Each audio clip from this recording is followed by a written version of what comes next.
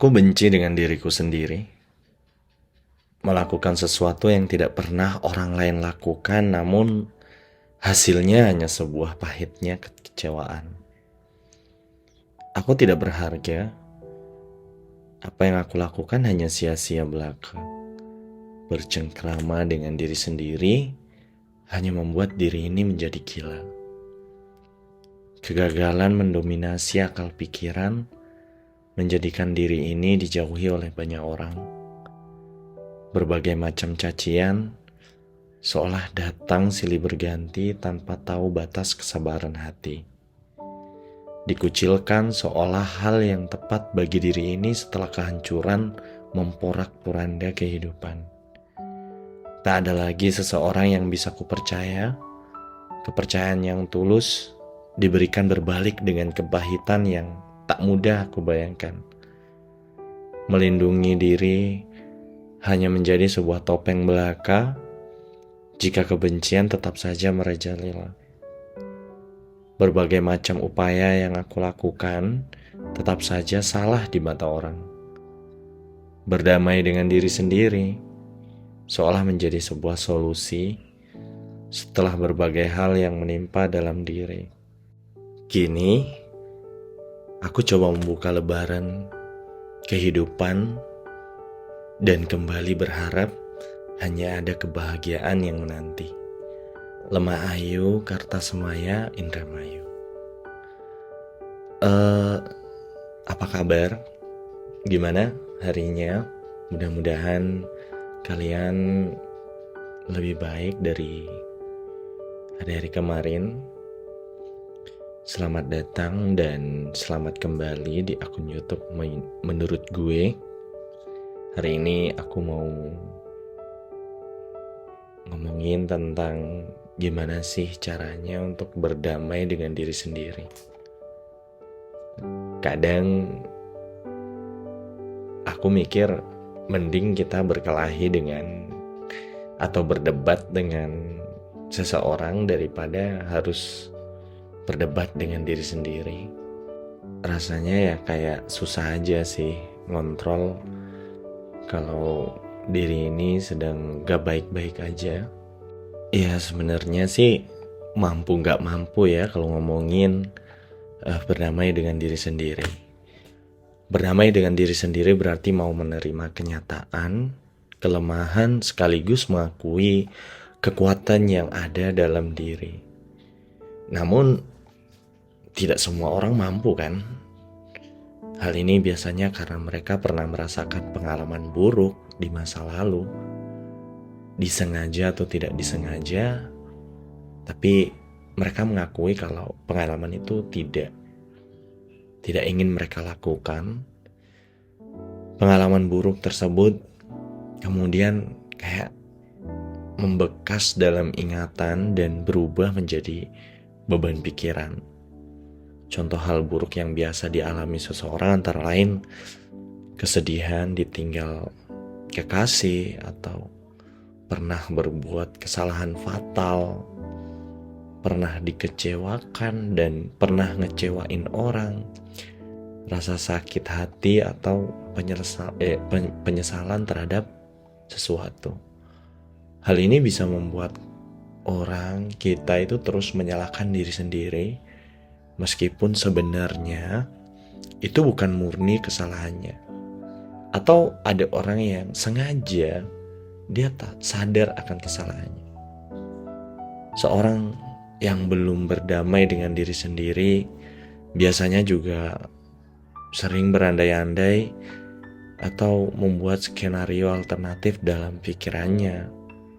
Misalnya dia berpikir, seandainya dulu saya berbuat begini, begitu, mungkin hasilnya akan berbeda.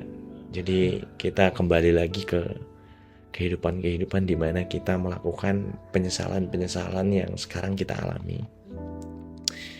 Pikiran seperti ini justru akan menjadi beban sekaligus menciptakan kecemasan dan rasa tidak nyaman. Bahkan tidak sedikit orang yang merasa stres, depresi, hingga larinya ya membenci diri sendiri karena belum berdamai kan. Cukup sudah mencoba memberontak, tak guna lagi menyudutkan diri, sekuat apapun meluapkan benci, tak akan pernah bisa berlari. Bukan saatnya menyudutkan kekurangan atau mengucap sumpah serapah. Diri sendiri tak mungkin dihakimi atau berakhir limbung menahan pedih tak berperi.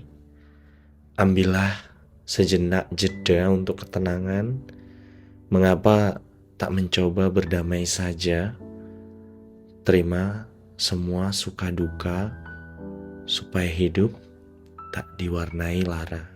Mutia Zahra. Rasa nyaman, damai, tenang atau bahagia mungkin hanya bisa dirasakan seseorang apabila telah berdamai dengan diri sendiri. Kamu, aku, dan orang lain bisa dikatakan berdamai dengan diri sendiri apabila dapat memaafkan serta memaklumi segala kekurangan atau sesuatu kurang menyenangkan yang terjadi pada diri kita. Bagi sebagian orang, berdamai dengan diri sendiri tentu bukan perkara mudah. Sulitnya berdamai dengan diri sendiri bisa dipengaruhi oleh pikiran yang negatif, trauma, hingga lingkungan yang toksik. Tahu apa yang membuat hati tenang? Yaitu ketika kita boleh berdamai dengan kekurangan, baik itu kekurangan diri ataupun kekurangan orang lain. Hidup memang tidak terlihat mewah, belum tentu benar-benar indah. Jadi gak ngaruh, gak perlu iri, kita perlu punya rezeki masing-masing. Mari minta maaf pada diri sendiri, supaya tubuhmu, jiwamu, pikiranmu mau diajak berjuang lagi. Berjanjilah pada diri sendiri untuk lebih tegas dan tidak membiarkan orang lain meremehkanmu. Setelah berdamai dengan diri sendiri, maka sadarilah bahwa tiap orang berbeda, unik, istimewa, dan memiliki kekurangan dan kelebihan. Menyadari dan menghormati perbedaan akan menghindarkan dari perselisihan dan salah paham, karena berdamai bukan soal melupakan atau mengabaikan kenangan buruk, tapi sebuah masa untuk menerima, lalu melepaskan kesalahan itu dengan mulai belajar darinya. It's okay, nobody's perfect. Yuk mulai berdamai dengan dirimu. Itu akan membuatmu lebih tenang dan produktif menjalani hidup. Berhentilah menentukan kebahagiaan hanya dengan menganggap tercapai atau tidaknya target. Terima itu semua. Yakini kalau di lain waktu kamu bisa jadi jauh lebih baik. Ya, kalau kita mikirnya kalau dunia seakan mau runtuh dan segala hal yang berjalan gak sesuai dengan keinginan, saatnya injak rem dan istirahat dulu. Seperti biasa, menurut gue punya mantra untuk gimana sih caranya untuk berdamai dengan diri sendiri. Karena dalam sebuah penelitian psikologis positif menunjukkan kalau memaafkan dan berdamai dengan diri sendiri punya dampak dalam kesehatan mental kita. Di antaranya mengurangi emosi negatif dan gejala depresi, membuat kita lebih banyak berpikir positif, memperbaiki relasi sosial kita, mengurangi kecemasan, dan lain-lain. So, apa sih sebenarnya tipsnya? Yang pertama itu harus jujur. Tapi rasanya saya nggak punya luka, semua baik-baik saja. Kunci pertama untuk berdamai dengan diri sendiri adalah jujur dan objektif, bukan sebatas luka dalam atau trauma yang pernah kita alami. Berdamai dengan diri juga mencakup menerima segala kondisi diri termasuk kekuatan dan kelemahan.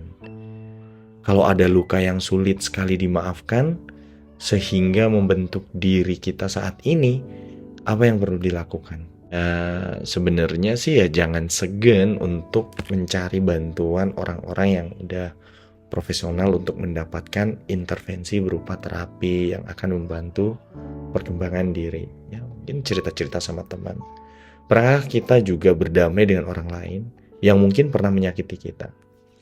Berdamai dengan situasi yang terjadi, memahami perilaku yang dilakukan oleh orang lain juga, menerima bahwa ada alasan yang melatar belakangi bagian dari proses memaafkan dan berdamai dengan diri sendiri. Jadi bukan semata dengan sosok atau wujud orangnya, walau demikian berdamai dan memaafkan orang lain secara langsung tentu akan membuat hati kita ini lebih menjadi damai dan mudah untuk kembali melangkah.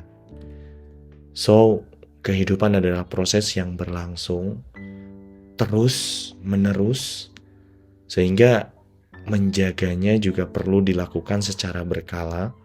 Berdamai dengan diri bukan sekedar sebuah tindakan di satu waktu, tapi sebuah refleksi diri dalam kehidupan yang perlu kita lakukan. Itu terus menerus dan untuk mendapatkan hidup yang lebih damai dan berkualitas tentunya. So, untuk kalian yang di luar sana, aku ngajak kalian untuk berdamai dengan diri sendiri. Ayo, mulai dari sekarang. Itu aja dulu dari menurut gue, semoga bermanfaat untuk kalian. Thank you.